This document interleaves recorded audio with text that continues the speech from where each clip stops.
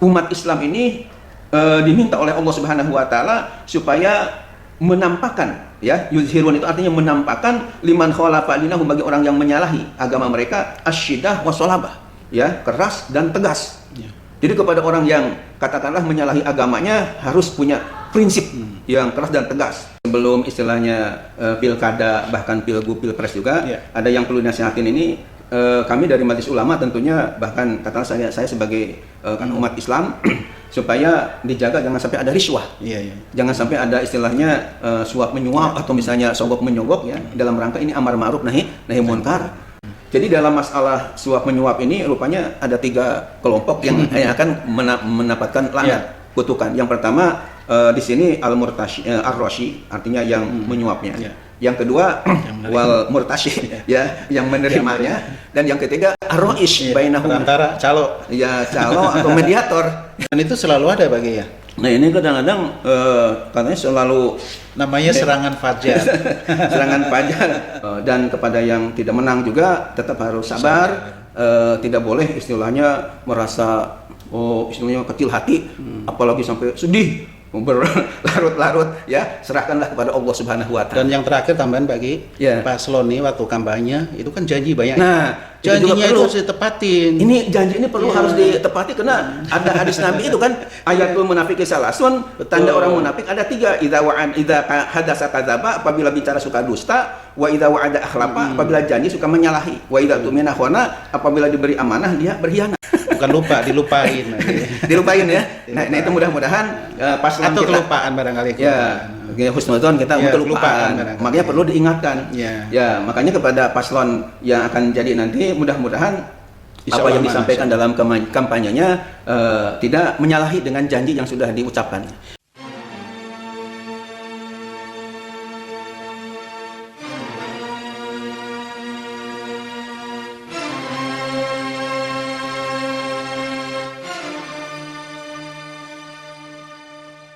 Bismillahirrahmanirrahim.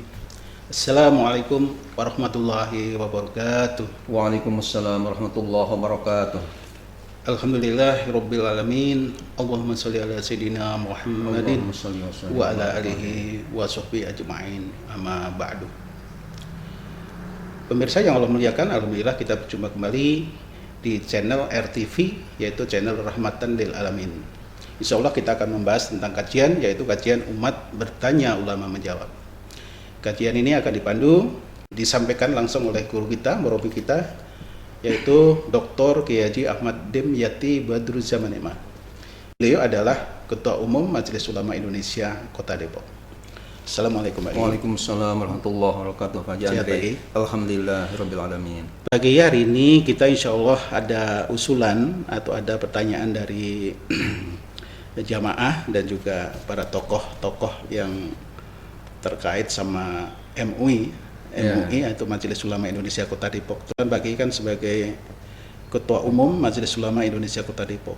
Nah, usulannya Bapak Kiai, di channel kita yang namanya channel RTV atau Rahmatan lil Alamin TV ini adalah memang menyajikan yaitu dakwah-dakwah secara online.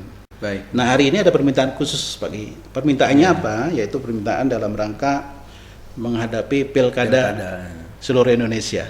Baik. Khususnya di Kota Depok. Khususnya Kota Depok. Ya. Nah, mungkin nanti diminta Pak Kiai untuk memberikan nasihat-nasihat tapi yang terkait sama keulamaan. Baik. Atau rujukan dari ulama-ulama yang sudah ada kitabnya Pak Kiai. Baik. Nah, insyaallah. Sebelum ini kita bahas, silakan Pak Kiai menyapa pada pemirsa. Menyapa pemirsa dulu ya. Assalamualaikum warahmatullahi wabarakatuh. Waalaikumsalam warahmatullahi wabarakatuh. Alhamdulillahilladzi faddala bani Adam bil ilmi wal amal ala jami'il alam. Wassalatu wassalamu ala sayyidina Muhammadin sayyidil ardi wal ajam wa ala alihi wa ashabihi ya nabiil ulumi wal hikam, amma ba'du. Haji Andre yang saya hormati, pemirsa yang dimuliakan Allah, alhamdulillah, syukurillah kita bisa berjumpa kembali dalam kajian keagamaan melalui online ini. Mudah-mudahan kita doakan pemirsa, barangkali ada yang kurang sehat, kita doakan mudah-mudahan segera sembuh. Amin. Kemudian juga yang meninggal dunia mudah-mudahan husnul khatimah, min ahlil khair wa min ahlil jannah. Amin ya Allah. Yang sedang usaha, Allah mudahkan usahanya. Amin. yang sedang belajar, putra-putrinya, khususnya yang belajar di pondok pesantren yang kami kelola, kami bina, yakni pondok pesantren modern Darus Sholihin Amin. yang ada di Kelurahan Bedahan, Kecamatan Sawangan, Kota Depok, Indonesia, Indonesia. ya, Jawa Barat, Indonesia ini. Mudah-mudahan semuanya pada sukses. Amin. Dan tentunya COVID-19 yang masih melanda di negara kita, termasuk Kota Depok ini, mudah-mudahan segera disirnakan oleh Allah Subhanahu wa taala. Amin. Amin ya Allah ya rabbal alamin. Baik, selanjutnya Pak Haji Andre dan pemirsa yang dimuliakan oleh Allah Subhanahu wa taala, ya tadi sudah disinggung berkenaan dengan ada katakanlah akan ada pelaksanaan pilkada ya di Indonesia ini. Tentu saya sebagai Ketua Umum Majelis Ulama Indonesia Kota Depok perlu juga ada usulan bagaimana supaya memberikan pencerahan ya kepada umat, karena menjelang pilkada ini ada semacam istilahnya suasana agak panas gitu antara satu dengan yang lain ya, sehingga bagaimana supaya ukhuwah Islamiyah ini tetap terjaga dengan baik. Itu yang kita harapkan. Yang panas tuh kadang-kadang juga paslonnya juga panas, pendukungnya juga panas juga Pak. Nah, oleh karena itu Pak Andre, mari kita langsung silakan. Ya bahas aja bahwa inti pertanyaannya kan saya sebagai Ketua Umum MUI Kota Depok ya diminta untuk memberikan penjelasan-penjelasan untuk bagaimana supaya umat Islam ini betul-betul ukhuwah Islamiyahnya betul-betul terjaga dengan baik. Maka dalam kesempatan ini yang bahagia ini sebenarnya nasihat ini bisa kita tujukan kepada dua pihak. Yang pertama ya kepada masyarakat sendiri yang akan memilih calon pemimpin kita. Yang kedua nasihat ini karena Majelis Ulama Indonesia ini dari mulai pusat sampai ya ke daerah bahkan kecamatan sama punya tugas diantaranya adalah sebagai muttahidul ummah ya, artinya pemersatu umat, selain khodimul ummah, pelayan umat, ya, ditambah lagi nasihul umaro, pemberi nasihat kepada penguasa. Diminta atau tidak diminta ya Majelis Ulama Indonesia ada istilahnya kewajiban untuk memberikan nasihat supaya betul-betul harmonis lah, khususnya dalam masalah keagamaan. Makanya kalau Majelis Ulama Indonesia khususnya Kota Depok nih, kalau menurunkan satu fatwa Pak itu nggak pernah ada kompromi ya Pak nggak pernah ada kompromi dulu dengan pemerintah, dengan penguasa, enggak, tapi langsung aja fatwa itu jebret aja dipatwakan, karena memang kalau Al-Quran hadisnya ya fatwa ulama seperti itu ya harus ditaati, dan pemerintah harus mengikuti apa yang difatwakan oleh para ulama yang ahli di bidangnya. Bukannya ulama ngikutin pemerintah. Bukan, kebalik jadinya Pak. Terbalik. Nah ini perlu penjelasan nih Pak, perlu istilahnya pencerahan insyaallah. Baik, jadi masalah-masalah keagamaan ya tentunya Majelis Ulama yang punya peranan ya.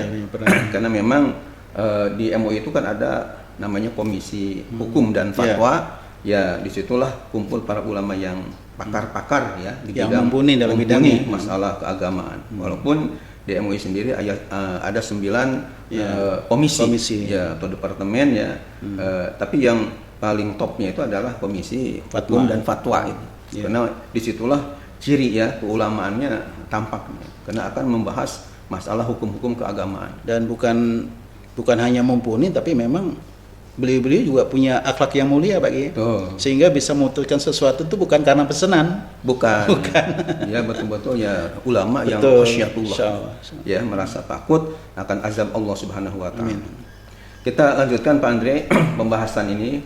Yang pertama tadi saya katakan bahwa menjelang pilkada, bahkan pilgub atau pilpres misalnya, ini tentunya yang kami pesankan ya kepada masyarakat bahwa yang pertama bahwa harus menjaga istilahnya ukhuwah Islamiyah.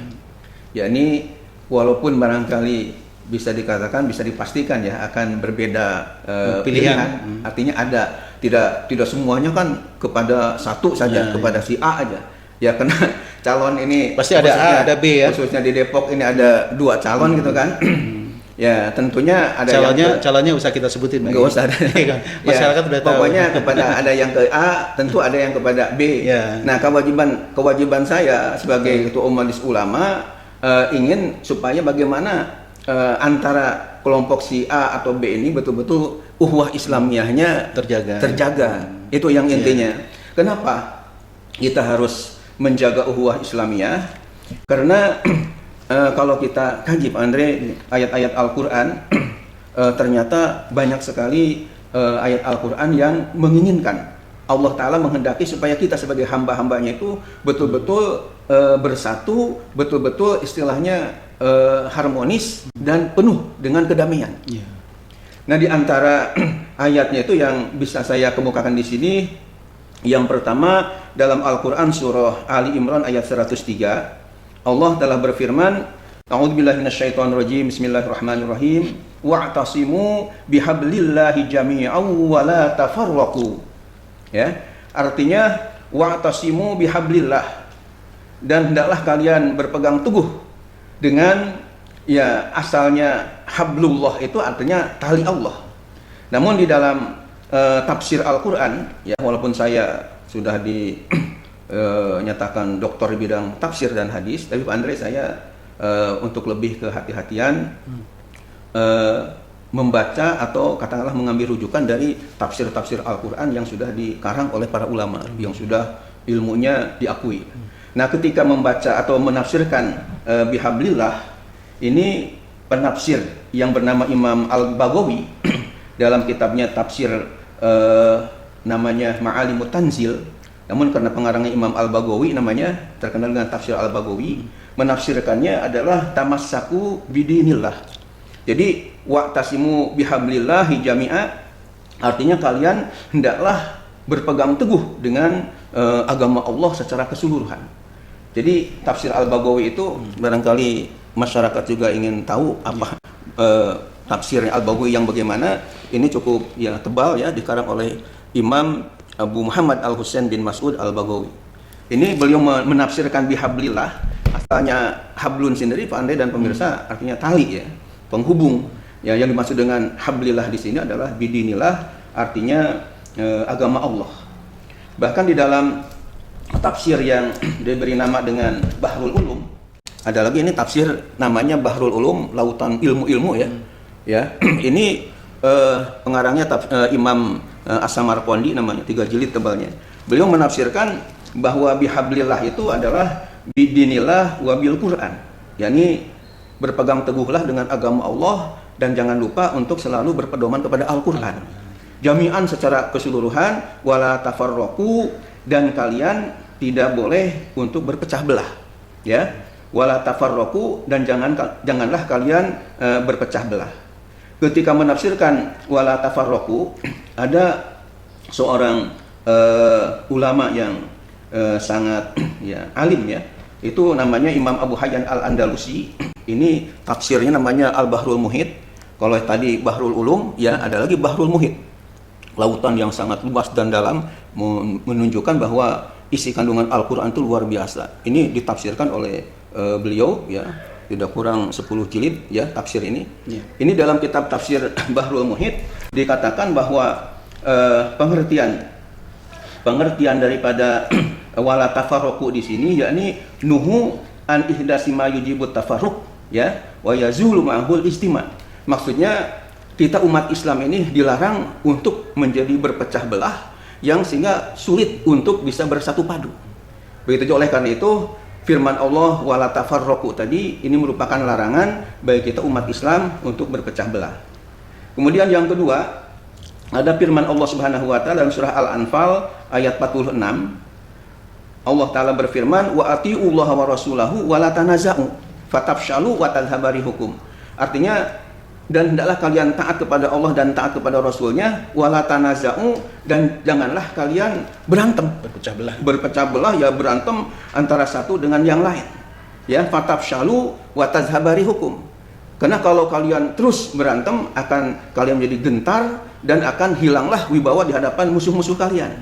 Nah, ketika menafsirkan wala tanaza'u di sini ada tafsir namanya Ruhul Bayan. Ini tafsir karangan Imam namanya Ismail Haqqi ya. Beliau menafsirkan wala tanaza'u, di sini wala tanaza'u bi ikhtilafil ara ya. Artinya janganlah kalian berantem dengan sebab bedanya pandangan antara satu dengan yang lain. Ini tafsir Ruhul Bayan jilid 3 halaman 452. Jadi ayat yang kedua juga melarang kepada kita untuk cekcok atau berantem gontok-gontokan antara satu dengan yang lain. Kemudian yang ketiga, ada dalam Al-Quran kaitan dengan perlunya kita damai, itu ada di dalam surah namanya Al-Hujurat ya, ayat 10. Allah Subhanahu wa taala berfirman, innamal mu'minuna ikhwatun fa aslihu baina akhwaikum wattaqullaha la'allakum turhamun. Sungguh hanyalah orang-orang yang beriman itu bersaudara. Oleh karena itu damaikanlah di antara dua saudara bertikai itu dan bertakwalah kepada Allah agar kalian turhamun, dirahmati Allah, disayang oleh Allah. Nah, kaitan dengan masalah pentingnya fa aslihu ya, harus ya damai ini, ada pengarang tafsir namanya Ruhul Ma'ani. Kalau tadi Ruhul Bayan karya Ismail Haqqi, kalau ini Ruhul Ma'ani karya Syekh Imam Al-Alusi Al-Baghdadi dari Baghdad, Irak. Beliau menafsirkan dalam tafsir Ruhul Ma'ani ketika fa aslihu bain ahwaikum itu yakni lil izani bi annal ukhuwatad diniyah mujibah lil islah. Bahwasanya karena adanya kita sudah menjadi saudara seagama, maka tentunya wajib untuk kita islah, wajib kita untuk damai, tidak boleh antara satu dengan yang lain ini saling jelek-menjelekan, bahkan jangan sampai berantem antara satu dengan yang lain. Itu yang dimaksud dengan fa'aslihu baina ahwaikum. Yang terakhir kaitan dengan ayat Al-Quran berkenaan dengan pentingnya kita saling harga menghargai, sayang menyayangi, ada dalam surah Al-Fatah ya. Surat Al-Fatah ini ayat 29. Allah berfirman, Muhammadur Rasulullah walladzina ma'ahu asyidda'u 'alal kufari ruhama'u bainahum. Al-ayah artinya Nabi Muhammad adalah utusan Allah dan orang-orang yang setia beserta beliau punya ciri asyidda'u 'alal kufar ya, ruhama'u bainahum. Keras terhadap orang kafir dan penuh kasih sayang di antara mereka umat Islam. Nah, berkaitan dengan asyidda 'alal kufar ruhama'u bainahum ini saya tertarik dengan penafsiran namanya Imam Abu Su'ud. Imam Abu Su'ud ini seorang ulama ahli tafsir yang terkenal yang mengarang tafsir namanya Irsyadul Aqli Salim ila Mazayal Qur'anil Karim. Kalau diterjemahkan ke dalam bahasa Indonesia, membimbing pada akal yang sehat untuk mengetahui keistimewaan Al-Quran yang mulia. Tafsirnya Pak Andre dan pemirsa, ini namanya tafsir Abu Su'ud ya, yang diberi nama cukup panjang Irsyadul Aqli Salim ila Mazayal Qur'anil Karim. Di dalam menafsirkan firman Allah Subhanahu wa taala tadi, kata beliau asyidda 'alal kufar ruhama'u bainahum, artinya innahum yazharuna annahum yuzhiruna liman khalafa dinahum asyiddah wassalabah wa liman wafaqahum fid din ar-rahmah wa ra'fah. Ya, ini ada dalam juz 8 halaman 114. Artinya umat Islam ini diminta oleh Allah Subhanahu wa taala supaya menampakkan ya, yuzhirun itu artinya menampakkan liman khalafa dinahum, bagi orang yang menyalahi agama mereka, asyiddah wassalabah ya, keras dan tegas. Ya. Jadi kepada orang yang katakanlah menyalahi agamanya harus punya prinsip yang keras dan tegas. Nah, sementara waliman wafaqahum fiddin ar-rahmah wa ra'fah. Sementara kepada orang yang sama-sama satu agama, katakanlah sama-sama muslim gitu, ya, harus punya sifat rahmah wa ra'fah, kasih sayang dan lembut kepada mereka. Ini kadang-kadang kan ada yang terbalik ya, kepada orang-orang yang agamanya beda begitu akrab, begitu harmonis hubungannya. Nah, sementara kepada yang seagama karena masalah hilaf yang beda begitu keras dan benci. Nah, ini menurut saya menyalahi ayat Quran tadi ya, dan penafsiran dari Abu Su'ud tadi. Pak Andre dan pemirsa yang dimuliakan oleh Allah Subhanahu wa taala, itu kaitan dengan masalah ayat-ayat Al-Qur'an yang menyatakan pentingnya kita menjaga ukhuwah Islamiyah dan saling sayang antara satu dengan yang lain, juga harus islah, yakni ada perdamaian. Nah, kemudian untuk hadis-hadisnya ini saya punya karangan sendiri ya, kitab hadis ini namanya Al-Jawahir fil Hadis Al-Basyir wa Nazir, 40 hadis yang sahih-sahih. Nah, kita di dalam buku ini, buku kecil ini ada hadis-hadis Nabi Muhammad SAW ya, yang berkenaan dengan pentingnya ukhuwah Islamiyah di antara kita. Nah, di antara hadis yang saya tulis di sini ada sebuah hadis sahih riwayat Imam Bukhari dari sahabat Abu Musa al-Asy'ari radhiyallahu anhu. Rasulullah bersabda, "Innal mu'mina lil mu'mini kal bunyan yashuddu ba'duhu ba'dha." Artinya sungguh orang mukmin yang satu terhadap mukmin yang lain taubahnya seperti sebuah bangunan yang saling kokoh mengokohkan antara satu dengan yang lain. Inti dari hadis ini, Rasulullah menghendaki supaya kita umat Islam betul-betul saling dukung, saling sinergi antara satu dengan yang lain seperti sebuah bangunan menjadi kokoh karena antara material satu dengan material yang lain saling terkait antara satu dengan yang lain. Itu yang pertama. Kemudian hadis yang kedua, ya, yang saya tulis juga di dalam buku ya kecil ini, bahwa Rasulullah Shallallahu Alaihi Wasallam telah membuat tamsil atau perumpamaan yang sangat indah tentang pentingnya persatuan ini. Rasulullah dalam hadisnya riwayat Imam Bukhari dan Muslim dari sahabat An-Nu'man bin Bashir telah bersabda, "Masalul mu'minina fi tawadihim wa tarahumihim wa ta'atufihim masalul jasad. Idza ishtaka minhu udhun tada'a lahu sa'irul jasadi bis-sahari wal humma."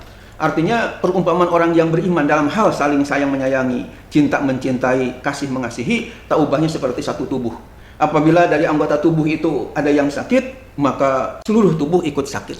Walaupun Pak Andre dan pemirsa yang sakit hanya gigi yang kecil, akan tapi badan kita ikut merasakan sakit. Bahkan bisa hari wal huma, kata Nabi, sampai nggak bisa tidur semalaman dan badan terasa demam. Padahal yang sakitnya hanya anggota tubuh aja yang kecil misalnya. Nah, ini menunjukkan bahwa ya kita harus tenggang rasa antara satu dengan yang lain sehingga ada kekompakan, ada persatuan. Kemudian yang terakhir dari hadis Nabi kita Muhammad SAW ini yang perlu juga mungkin kita ya kemukakan di sini. Ini ada pada halaman 17 ya, yang dimana Rasulullah SAW telah berpesan kepada kita sebagai umatnya. Hadisnya riwayat Imam Muslim dari sahabat Anas bin Malik radhiyallahu anhu. Rasulullah bersabda, "La tahasadu wa la tabaghadu wa la taqata'u wa kunu ibadallahi ikhwana." Artinya, la tahasadu, janganlah kalian saling hasud menghasut. Wala tabaghadu, dan janganlah kalian saling benci membenci. Wala taqata'u, dan janganlah kalian saling memutuskan hubungan. Wa kunu ibadallahi ikhwana, dan justru kalian hendaklah menjadi hamba-hamba Allah yang penuh dengan persaudaraan. Itu adalah pesan yang sangat luhur dari Nabi kita Muhammad sallallahu alaihi wasallam.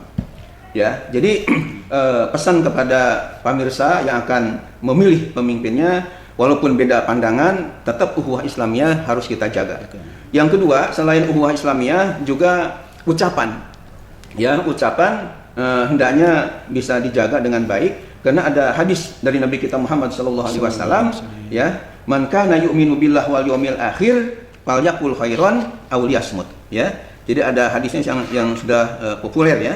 Barang siapa yang beriman kepada Allah dan hari akhir, falyaqul khairan, hendaklah ia mengucapkan yang baik, aw liyasmut, atau diam. Jadi ini petunjuk Rasulullah SAW yang sangat mulia. Bahkan ada pepatah dalam bahasa Arab, salamatul insan fi hifzil lisan. Selamatnya manusia itu dalam menjaga lidah, lisan. Ada pepatah yang lain, ihfad lisana ka antakula fatabdali innal bala'a muwakkalun bil mantiki.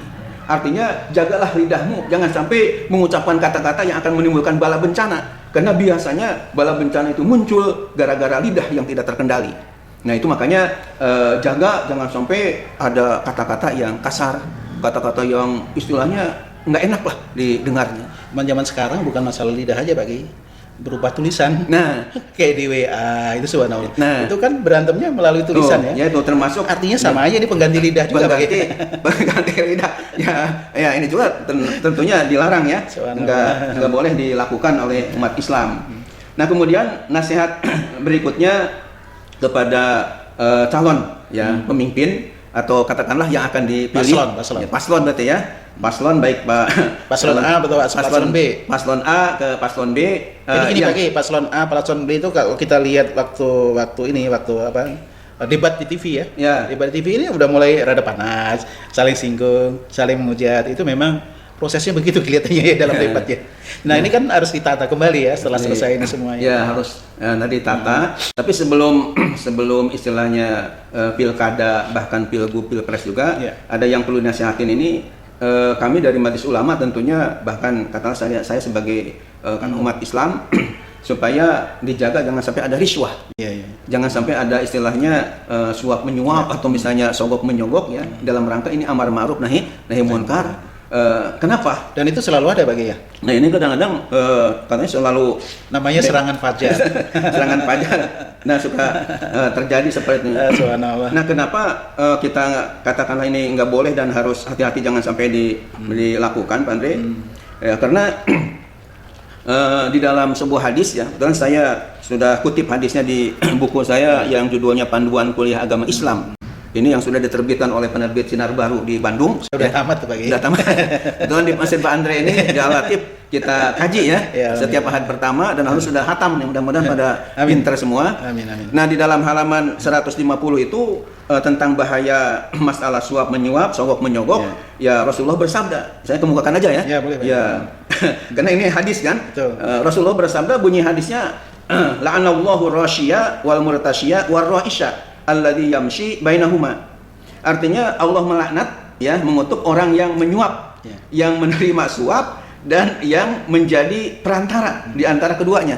Hadis riwayat Imam Ahmad dan Imam Al-Hakim dari sahabat Sauban namanya. Imam Al-Hafidz As-Suyuti ya dalam kitabnya Al-Jami'us Shaghir ini di ruang kitab ada Pak Andre. Bahkan ada syarahnya As-Sirajul Munir namanya. Itu menilai hadis ini adalah hadis sahih. Jadi dalam masalah suap menyuap ini rupanya ada 3 kelompok yang akan mendapatkan laknat, kutukan. Yang pertama di sini ar-rashi artinya yang menyuapnya. Yang kedua wal murtashi ya yang menerimanya, dan yang ketiga ar-ra'ish bainahuma antara calo. Ya calo atau mediator. nah ini tentunya sama aja hasilnya, semuanya dapat sama ya mendapat laknat dari Allah yang harus ya kita hindarkan. Ini walaupun pahit ya tetap harus disampaikan. Qulil haqqo walau kana murad.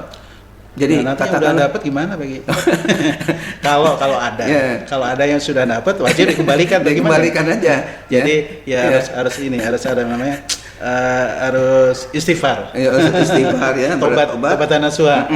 Dikembalikan aja, enggak usah diterima. Karena memang hadisnya begitu bagi ya. Jadi itu enggak bisa dibantah. Dan ini hadisnya sahih ya dari Rasulullah SAW, enggak bisa dibantah lagi. Alhamdulillah kita enggak terima bagi. Mudah-mudahan diselamatkan oleh Allah Subhanahu wa taala.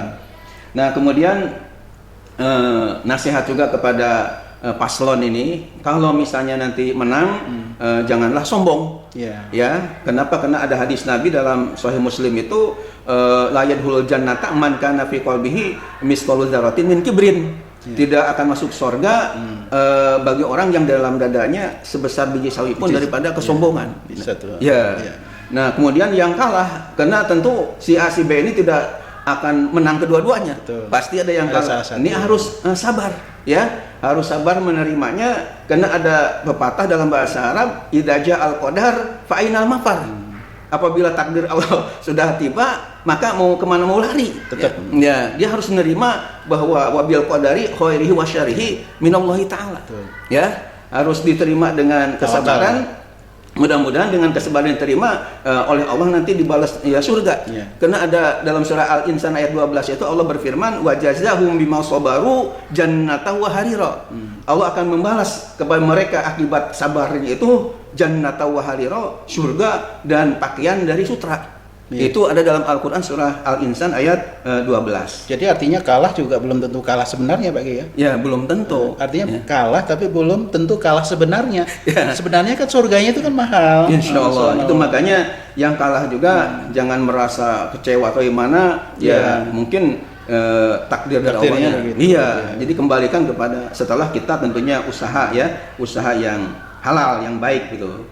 Nah kemudian yang kamu perlu dikemukakan juga di sini bahwa kepada ya calon yang nanti menang itu mungkin perlu juga dikemukakan di sini bahwa Pak Andre dalam buku saya Panduan Kuliah Agama Islam halaman 96 pernah ada seorang sahabat namanya Abu Dzar Al-Ghifari minta jabatan kepada Rasulullah. Ini ternyata rupanya masalah jabatan ini tidak bisa tidak bisa diminta dan tidak bisa kepada semua orang. Artinya nggak bisa semua orang bisa punya jabatan yang tinggi seperti itu. Sehingga Rasulullah memberikan pesan kepada Abu Dzar dengan dalam hadis Muslim yang sahih ini, kata beliau, ya Abu Dzarin innaka dhaifun wa innaha amanatun wa innaha yaumal qiyamah hidyun wa nadamatun illa man akhadhaha bihaqqiha wa addalladzi alaihi. Artinya, wahai Abu Dzar, sesungguhnya kamu adalah orang yang lemah dan jabatan kepemimpinan itu merupakan amanah dan pada hari kiamat merupakan kehinaan dan penyesalan, kecuali orang yang mengambilnya sesuai dengan haknya dan dia melaksanakan tugasnya itu dengan sebaik-baiknya. Hadis sahih riwayat Imam Muslim. Jadi intinya bahwa ketika kita diberi jabatan itu betul-betul amanah dari Allah Subhanahu wa taala, supaya tidak celaka nanti di akhirat, ya harus dilaksanakan tugas dengan sebaik-baiknya. Terutama menjaga tentunya ya Islam ini bagaimana supaya betul-betul maju dan sukses ya, khususnya di Kota Depok ini. Betul, insyaallah. Dan terakhir Pak Andre, kaitan dengan di nasihat ini, saya juga perlu mengukakan ya, jangan sampai jadi pejabat tapi berbuat dolim. Nah ini, jadi bukan artinya saya nuduh ya, akan tapi ini hanya menasehati, jangan sampai ketika menjadi pejabat ini kemudian berbuat sewenang-wenang, bukannya adil tapi justru zalim. Apalagi kepada ulama, Pak. Apalagi kepada para ulama tentunya. Ini ada sebuah kitab Andre, namanya Kitab Al-Kabair, ya, betul. Yang kita sedang kaji. Kita kaji juga di Masjid Pak Andre Al-Latif ya. 70 ini dalam dosa besar ya. Kurang lebih 70 dosa besar di sini dibahas. Nah, pada halaman 32 ada sebuah hadis Nabi yang berbunyi asyaddun nasi azaban yaumal qiyamah imamun jairun. Ya, ini ada dalam kitab Al-Kabair ini halaman 32 yang artinya asyaddun nasi azaban yaumal qiyamah, seberat-beratnya azab ya, siksa Allah pada hari kiamat, imamun jairun adalah pemimpin yang zalim. Jadi oleh karena itu ini sebagai nasihat, tadi kan judulnya aja nasihat berharga ya. Ya dari bisa dikatakan mungkin dari kalangan ulama lah, karena saya sebagai diberi amanah sebagai ketua umum Majelis Ulama ya dari tahun 2003 sampai sekarang, maka memberikan kayaknya wajar gitu ya. Kayaknya wajar, bahkan tadi kan tugas di antara tugas Majelis Ulama nasihul umarah, memberikan nasihat kepada pemimpin. Nah, maka dalam kesempatan ini dalam rangka dakwah Islamiyah ini ya wajar kalau saya memberi nasihat nanti kepada paslon sekarang yang kita pilih ini, apakah si A si B yang menang kita belum tahu. Yang jelas ketika tadi menang itu betul-betul harus dijaga ya, amanah ini, jabatan sebagai amanah ini dengan sebaik-baiknya ya, supaya nggak celaka dan tidak nyungsep di akhiratnya. Ditambah lagi tadi jangan sampai asyadun nasi azaban, jangan sampai menjadi manusia yang paling berat siksanya di akhirat gara-gara imamun jairun jadi pemimpin yang zalim tadi. Itu mudah menjadi pemimpin yang adil, dan pemimpin yang adil ini kata Nabi dalam hadis Bukhari Muslim, antara sab'atun yuzilluhumullah yaumal la zilla illa zilluh, 7 golongan manusia yang akan mendapat naungan di akhirat, di mana tidak ada naungan kecuali naungan Allah. Ternyata dari 7 macam itu yang saya lihat dari hadis yang sahih itu dikatakan yang pertama imamun adilun, pemimpin yang adil. Nah, oleh karena itu saya menghimbau supaya jadilah nanti pemimpin yang benar-benar adil dan jauhkanlah dari pemimpin yang zalim. Itu barangkali nasihat intinya.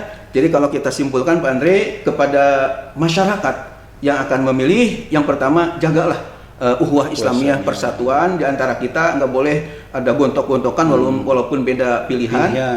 Yang kedua, jagalah ucapan atau tulisan-tulisan di WA, di Facebook, di mana sekarang bukan lisan lagi, jari-jari.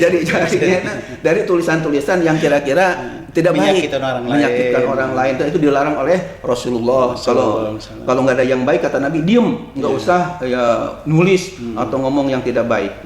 Kemudian kepada ya paslon yang akan menjadi istilahnya yang terpilih, amanah, kemudian betul-betul jangan sampai zalim istilahnya, dan kepada yang tidak menang juga tetap harus sabar, tidak boleh istilahnya merasa istilahnya kecil hati, apalagi sampai sedih berlarut-larut ya. Serahkanlah kepada Allah Subhanahu wa taala. Dan yang terakhir tambahan bagi paslon nih, waktu kampanye itu kan janji banyak. Nah, janjinya itu harus ditepatin. Ini janji ini perlu harus ditepati, karena ada hadis Nabi itu kan, ayatul munafiki salasun, tanda orang munafik ada 3. Idza hadasa kadzaba, apabila bicara suka dusta, wa idza wa'ada akhlafa, apabila janji suka menyalahi, wa idza tu'mina khana, apabila diberi amanah dia berkhianat. Ini hadis muttafaq alaih Bukhari Muslim. Nah itu makanya harus ditepati ketika kampanye, tidak boleh tidak. Jadi pemirsa nanti harus dicatat juga ya. Janjinya waktu kampanye harus catat sekarang. Dicatat. Kalau udah jadi ditagih. Itu kan janji bagi ya. Sebab ada yang bilang juga Pak Andre katanya pil KB dengan pilkada ini tinggal dibalik. Iya, kalau beda. pil KB kalau lupa suka jadi. Tapi kalau pilkada termasuk pilgub pilpres kalau jadi suka lupa. Bukan lupa, dilupain.